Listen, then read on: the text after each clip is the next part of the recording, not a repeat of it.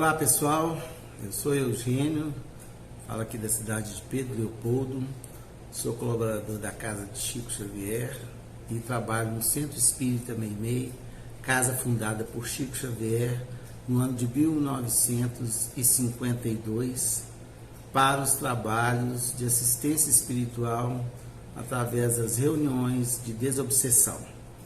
O trabalho mais íntimo do médico, que trabalhou com amigos e familiares, e de lá tivemos instruções valorosas através dos livros Instruções Psicofônicas, Vozes do Grande Além, Registros Imortais, que eu tive a oportunidade de organizar, e a experiência e o ensinamento que nós fomos adquirindo ao longo de 40 anos na área mediúnica, nos faz esse convite a compartilhar com todos vocês um estudo sobre a área da mediunidade, sobre atendimentos aos espíritos e suas manifestações.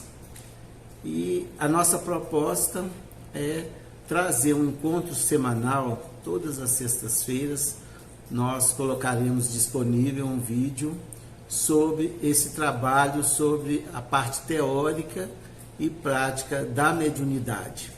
Então convidamos todos a vocês a nos acompanhar e a gente pega aquele princípio, do nosso codificador Allan Kardec, que fez os estudos da mediunidade e lança o primeiro livro através de médiuns, as instruções dos espíritos, que contam no livro dos espíritos, que nos dá a base doutrinária para o entendimento das obras subsequentes, formando o Pentateuco Espírita, que seria o Livro dos Espíritos, os livros dos médiuns, o Evangelho segundo o Espiritismo, o Céu e o Inferno e a Gênese.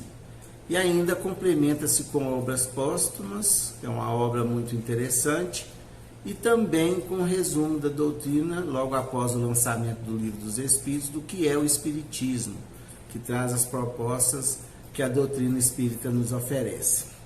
Então é nesse propósito que aqui estamos, para que possamos sedimentar essa ideia desse encontro com todos vocês toda semana, em que a gente pudesse fazer um estudo sequente sobre o trabalho com a mediunidade, dentro do contexto que traz o Livro dos Médiuns e as obras do Francisco Cândido Xavier. Então, Kardec, logo no início do Livro dos Médiuns, no capítulo 1, ele pergunta: há espíritos? Então, Kardec coloca no item 4, que a existência da alma e a de Deus, consequência uma da outra, constitui a base do todo o edifício.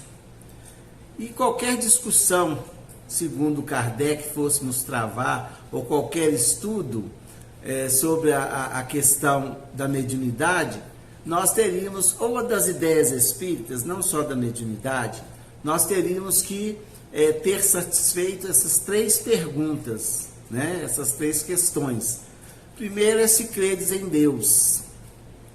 Credes que tendes uma alma e credes na sobrevivência desta alma após a morte. Então, além dele colocar sobre a existência de Deus, a existência da alma ou espírito, nós teríamos que acreditar na sobrevivência desta alma após a morte ou desencarne, E ele fala: se respondemos negativamente, ou mesmo se disser simplesmente não sei, desejaria que assim fosse, mas não tenho certeza disso, o que quase sempre equivale à negação mais polida, A gente não fala que não crer, Então seria inútil qualquer estudo para demonstrar as propriedades da luz a um cego não admitisse a existência dessa luz, ou seja, seria o mesmo que a gente tentar provar ao cego que existe a luz, se ele não concebesse ou não acreditasse que a luz pudesse existir.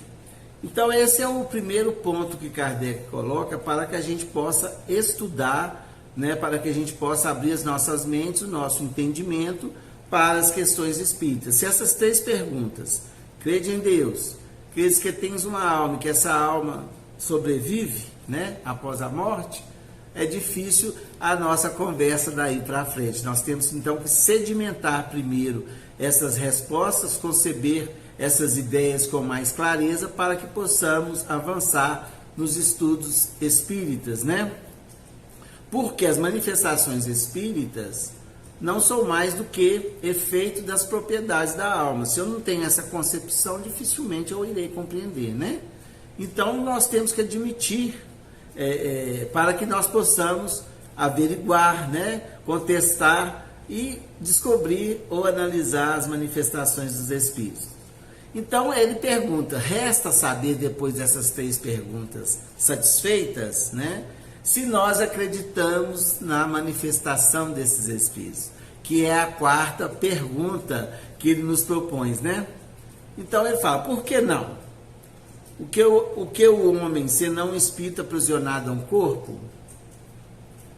Por que não há de o espírito livre comunicar-se com um espírito cativo? Um homem livre com um homem encarcerado. Essa é a comparação que Kardec nos fala, né? Que depois do desencarne, o espírito se torna liberto do corpo físico. E nós, encarnados, continuamos a utilizar o corpo físico. Então ele fala do cativo e do liberto, né? Se comunicando. Então ele abre essa possibilidade.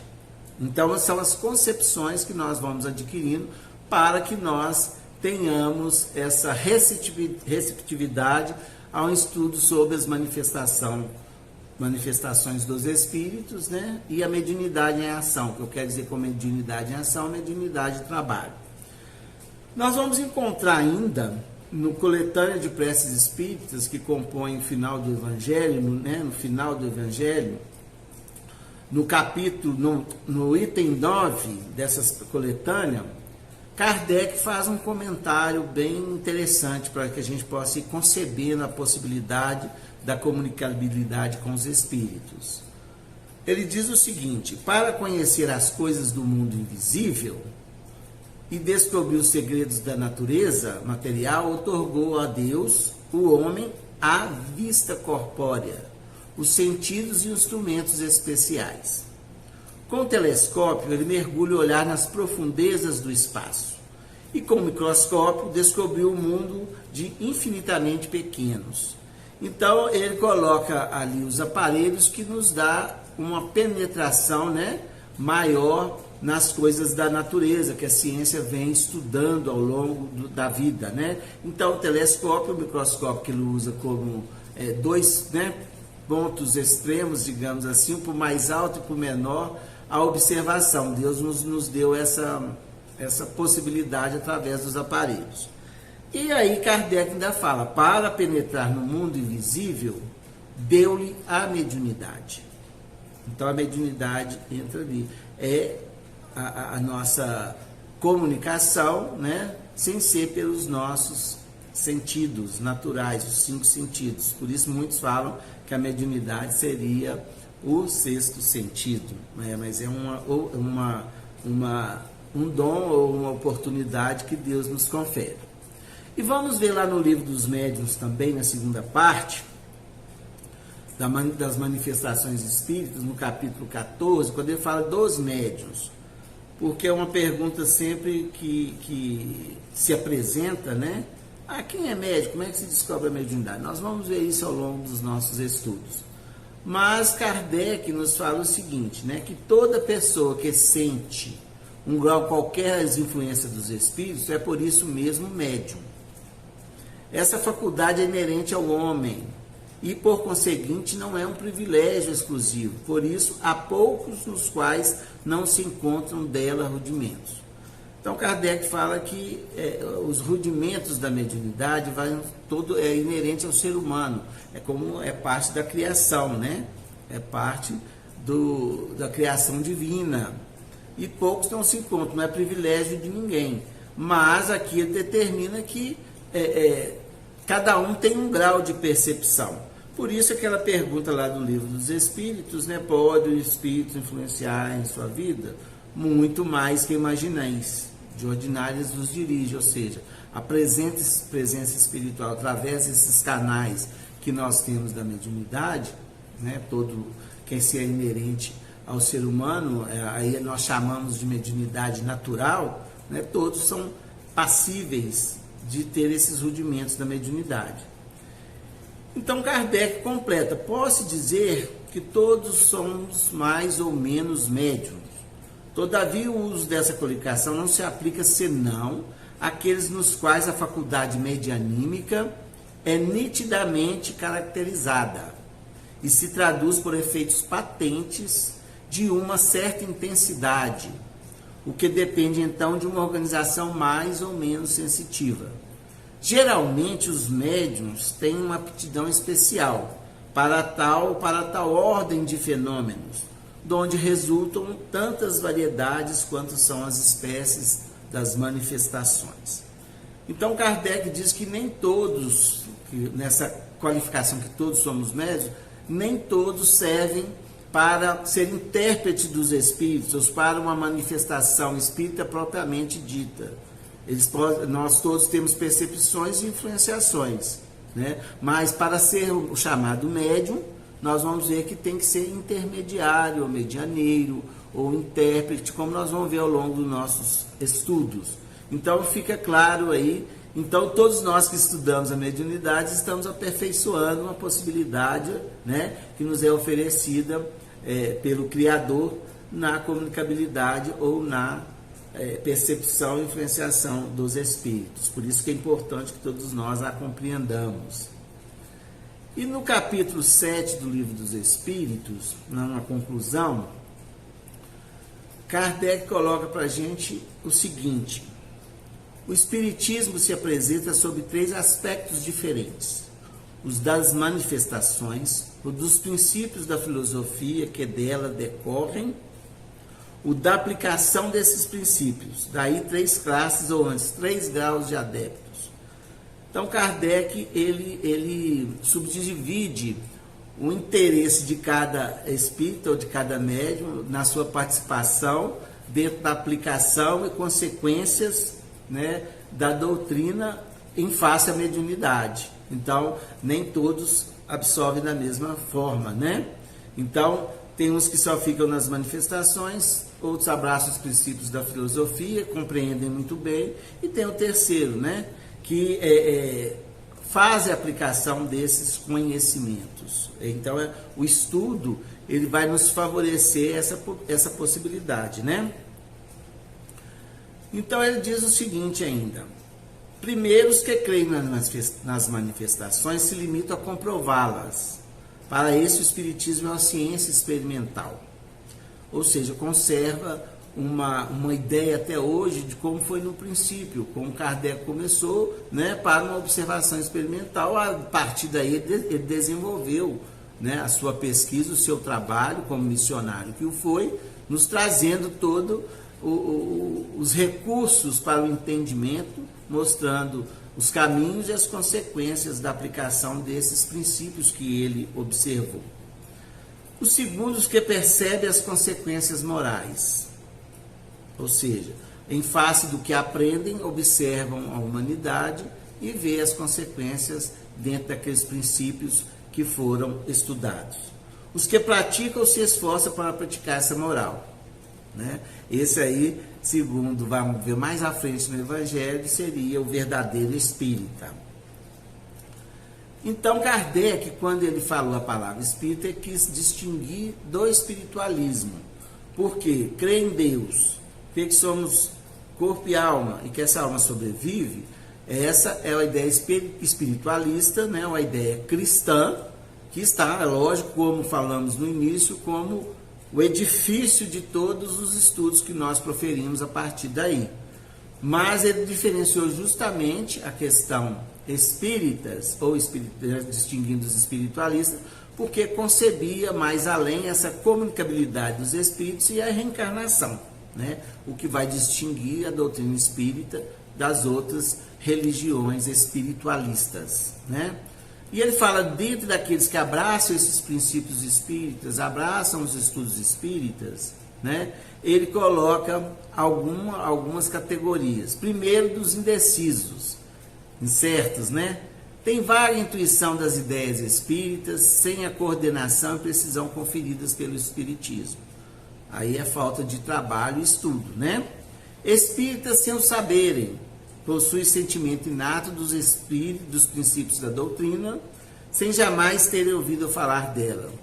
É o caso de Bezerra de Menezes, né? Ele se declarou espírita de nascença. Quando ele foi ler o Evangelho, quando ele foi estudar a doutrina, ele falou que já sabia de tudo aquilo, mas não sabia como, né? Então, aqueles que têm uma evolução maior, que já trazem esses princípios universais, né, na sua essência, ou estudos anteriores em outras encarnações, ou práticas, né? Primeiros, esses aí, as categorias de espiritualistas. Aqui nós vamos ver os propriamente ditos, né? Espíritas experimentadores, os que creem simplesmente nas manifestações.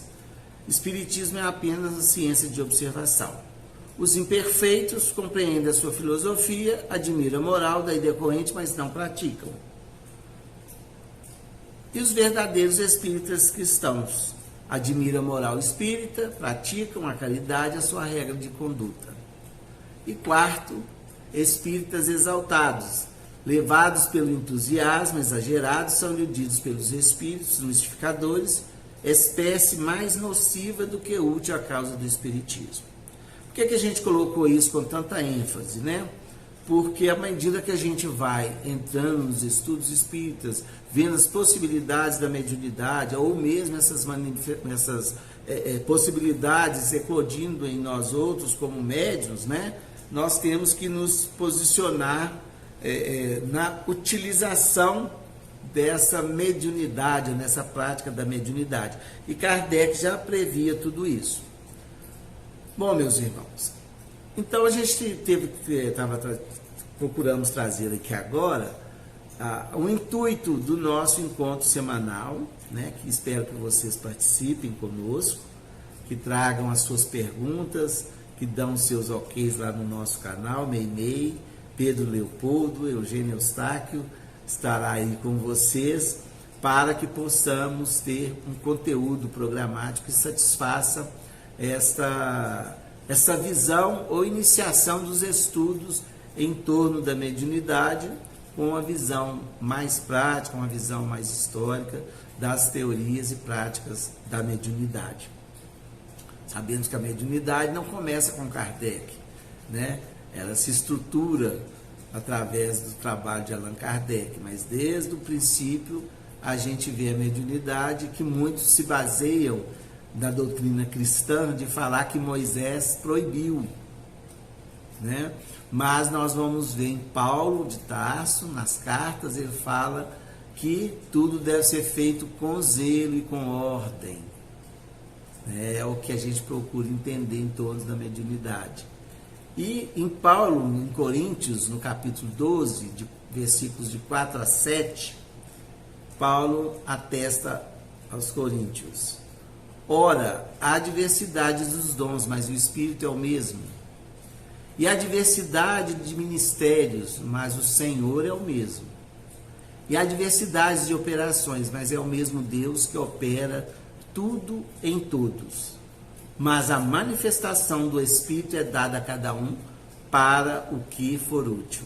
Então é nesse propósito que acho que nós podemos nos unir e estudar essa possibilidade da manifestação dos Espíritos, entender como ela se dá, o mecanismo, qual o papel do médium, qual o papel daquele que assiste ou esclarece, né? Qual o papel daquele que escreve, qual o papel das energias que movimentam todo esse fenômeno, e nos consolidarmos nesse entendimento para que possamos ter até a mediunidade natural efetivamente, ou, quiçá, estarmos trabalhando na casa espírita, nessa possibilidade tão grande que Deus nos dá de aprender enquanto ajudamos, que é a prática mediúnica. Nós elaboramos aqui um programa que nós vamos citar para vocês aqui, para vocês terem noção o tipo de conteúdo que nós teremos em nosso encontro ou nosso estudo a partir da próxima semana. Às sextas-feiras, às 17 horas, já estará disponível no nosso canal. Mediunidade em Ação, episódio 1, Teorias da Mediunidade. Episódio 2, plano espiritual. Episódio 3, a organização de uma equipe mediúnica para uma reunião mediúnica. Episódio 4, já entrando nas possibilidades de comunicação, mediunidade e pensamento. Mecanismos da comunicação espírita. Episódio 5, atendimentos aos espíritos, episódios 6 e 7. Episódio 8, no trato com os sofredores. Episódio 9, o estudo dos fenômenos anímicos. Episódio 10, animismo na prática mediúnica. Episódio 11, o magnetismo. 12, o templo da alma. 13, o passe. 14, considerações em torno do trabalho de passes, baseado na obra de André Luiz. E episódio 15, mandato mediúnico. Nós acreditamos que esses 15 episódios que aqui falamos, nos renderá até que a gente subdivida alguns de acordo com o que foram sendo apresentado.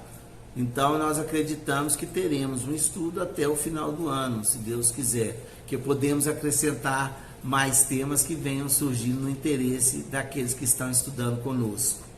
Eu gostaria de convidar de novo, que procuremos ter uma assiduidade no acompanhamento dentro dos horários possíveis para cada um, para que a gente possa ir formando essa ideia do trabalho mediúnico juntos. E convido vocês também, nas horas possíveis, ver em nosso canal. Nós temos 8 episódios de um estudo sobre a obsessão. Por isso que nós ainda não incluímos esse aí no nosso módulo. Se houver necessidade, no final a gente começa a trabalhar esse módulo novamente. Mas já está disponível no nosso canal, que é um trabalho feito em cima da obra de Dias da Cruz, inserida no livro de Instruções Psicofônicas e Vozes do Grande Além, a pedido do benfeitor Emmanuel para o Grupo Meimei, nas instruções que recebiam para a realização do trabalho mediúnico. Então, meus amigos, eu espero vocês na sexta-feira, a partir das 17 horas, estará disponível, e que nos dê um retorno, se estarão junto conosco. Fica aí o nosso abraço e até a próxima semana. Que Jesus abençoe a todos.